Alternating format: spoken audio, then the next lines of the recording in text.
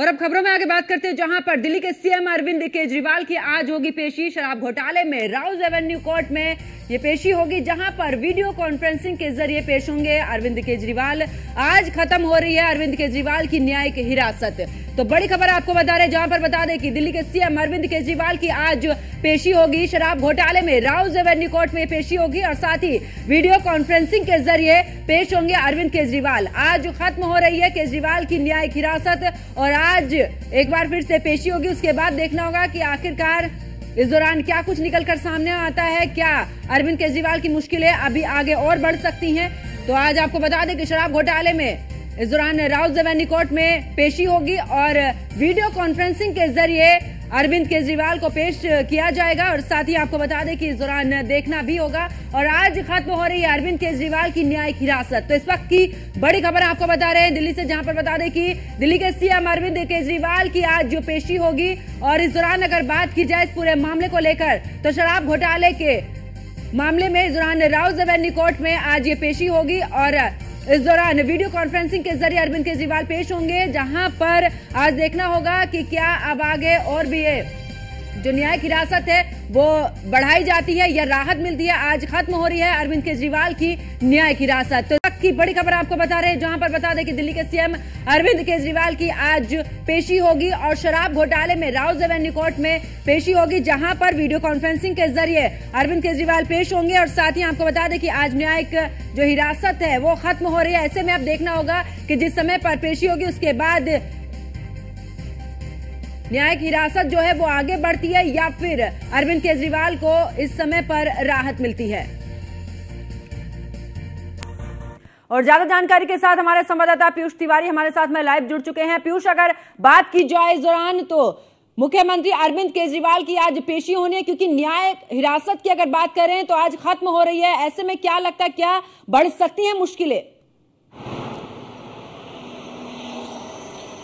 देखिए, अगर हम बात करें तो दिल्ली के मुख्यमंत्री अरविंद केजरीवाल की ओर से लगातार याचिका डाली गई थी ताकि उन्हें राहत मिले, यानी कि उन्हें जमानत मिल जाए।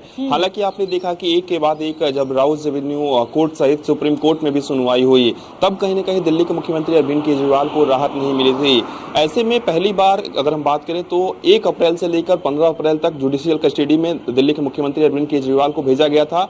उसके बाद 15 अप्रैल को फिर सुनवाई होती है कोर्ट में। उसके बाद वो जो जुडिशियल कस्टडी है उसको बढ़ाकर 23 अप्रैल यानी कि आज के दिन कर दिया जाता है। आज एक महत्वपूर्ण सुनवाई होगी, चूंकि पिछली बार आपने देखा कि जब कोर्ट में सुनवाई हो रही थी तो किस तरीके से तमाम दलीलें दी गई थी और कहा गया था कि वीडियो कॉन्फ्रेंसिंग के जरिए भी दिल्ली के मुख्यमंत्री अरविंद केजरीवाल की पेशी कराई जा सकती है। क्योंकि जब भी दिल्ली के मुख्यमंत्री अरविंद केजरीवाल फिजिकल रूप से राउज एवेन्यू कोर्ट में पेश होने के लिए आते हैं तो कहीं न कहीं तमाम आम आदमी पार्टी के कार्यकर्ता जो है वो सड़कों पर प्रदर्शन करते हैं। तो तमाम स्थितियां देखते हुए कहीं न कहीं वीडियो कॉन्फ्रेंसिंग के जरिए ही अरविंद केजरीवाल की पेशी कराई जाएगी।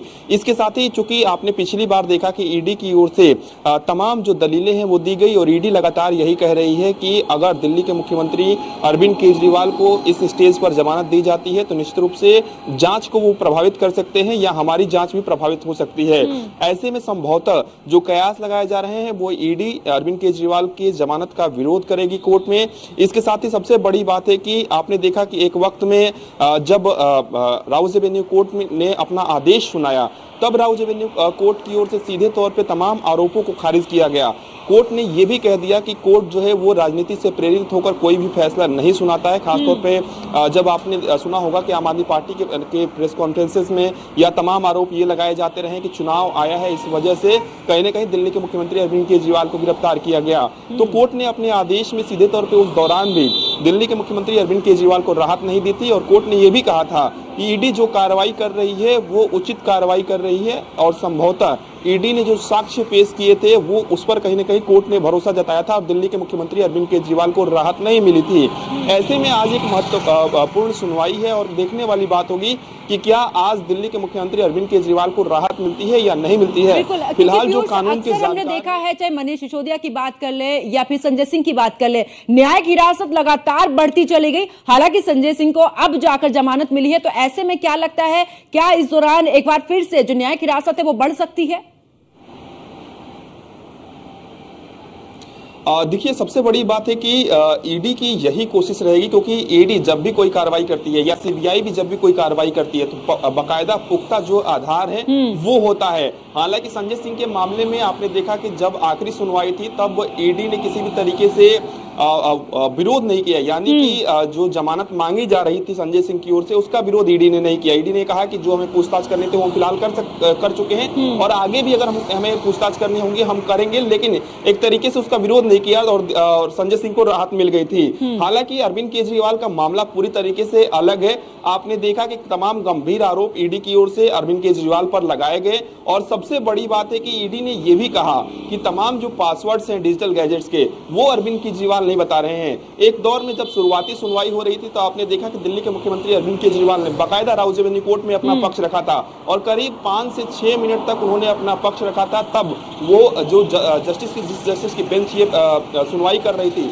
तब उनमें से जो जज थे उनको ये हस्तक्षेप करना पड़ा कि आपका समय अब खत्म हो चुका है। तब दिल्ली के मुख्यमंत्री अरविंद केजरीवाल ने कहा था कि मेरे पर जो भी आरोप लगे हैं वो निराधार है, झूठे हैं और मुझे जानबूझकर फंसाया जा रहा है। ऐसे में एक लंबी प्रक्रिया चली है और कहीं न कहीं ये जो जांच की प्रक्रिया हुई है वो महीनों तक चली है और दिल्ली के मुख्यमंत्री अरविंद केजरीवाल की जो गिरफ्तारी है वो अंतिम दौर में हुई, क्योंकि ईडी की ओर से ये कहा गया, चाहे वो के कविता का मामला हो, चाहे वो मनीष सिसोदिया का मामला हो, चाहे दिल्ली के मुख्यमंत्री अरविंद केजरीवाल का मामला हो, कि हम आखिरी स्टेज में हैं, हमें और भी लोगों से पूछताछ करनी है और अगर हम इस स्टेज पर इन लोगों को जमानत दे देते हैं, यानी कि कोर्ट जमानत दे देता है, तो निश्चित रूप से ये लोग बाहर जाएंगे।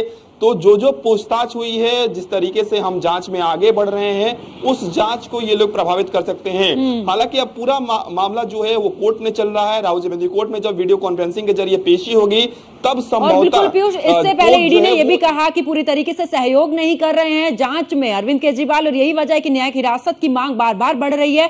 अगर मोबाइल की बात की जाए, पासवर्ड नहीं बता रहे हैं और दूसरी तरफ अगर अरविंद केजरीवाल की बात की जाए तो डायबिटीज से लेकर डाइट यानी कि तमाम बातों का जिक्र इस दौरान किया याचिका में और उस दौरान सुनवाई भी हुई है, हालांकि खारिज कर दी गई है।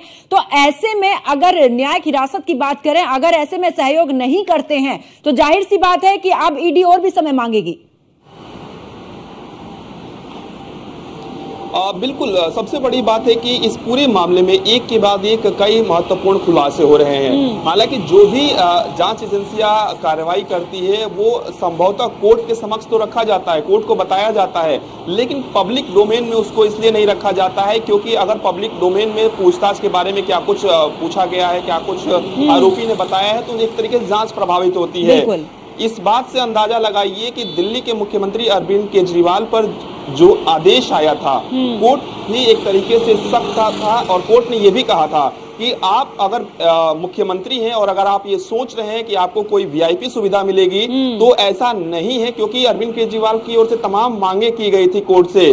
तो कोर्ट उस समय सख्त लहजे में था और कोर्ट ने सीधे तौर पे कहा था कि आप पे जो आरोप लगे हैं, ईडी ने जो आरोप लगाए हैं, आप उस जांच का सामना कर रहे हैं। अगर आप ये सोचते हैं कि आप आम आदमी नहीं हैं, आप खास हैं, तो कोर्ट आपको खास नहीं मानता है। तो निश्चित रूप से एक बड़ा झटका उस दौरान भी लगा था जब कोर्ट ने आदेश दिया था। तो ऐसे में आज देखने वाली बात होगी कि जब वीडियो कॉन्फ्रेंसिंग के जरिए दिल्ली के मुख्यमंत्री अरविंद केजरीवाल को पेश किया जाता है तो अरविंद केजरीवाल के वकीलों की ओर से क्या कुछ दलीलें दी जाती है। अगर कोर्ट ईडी से पूछता है कि इतने दिनों से जुडिशियल कस्टडी में दिल्ली के मुख्यमंत्री अरविंद केजरीवाल हैं, आपकी जांच कहां तक पूरा हुई, आपने क्या कुछ बरामद किया, आपने क्या कुछ पूछताछ में पाया है, इसके बारे में कोर्ट को बताइए। और अगर आप जुडिशियल कस्टडी को बढ़वाना चाहते हैं आरोपी की, तो क्या आधार है, आप और किस तरीके से पूछताछ करेंगे, आपको किससे पूछताछ करनी है, और तो आधार भी ईडी को बताना होगा। और बिल्कुल तो और इन्हीं सभी को लेकर आज राउज एवेन्यू कोर्ट में जिस तरीके से सुनवाई होगी, बिल्कुल सभी की निगाहें हैं कि क्या इस दौरान न्यायिक हिरासत बढ़ती है या फिर थोड़ी राहत मिलती है। पीयूष हमारे साथ बने रहिए, आगे भी आपसे अपडेट लेंगे।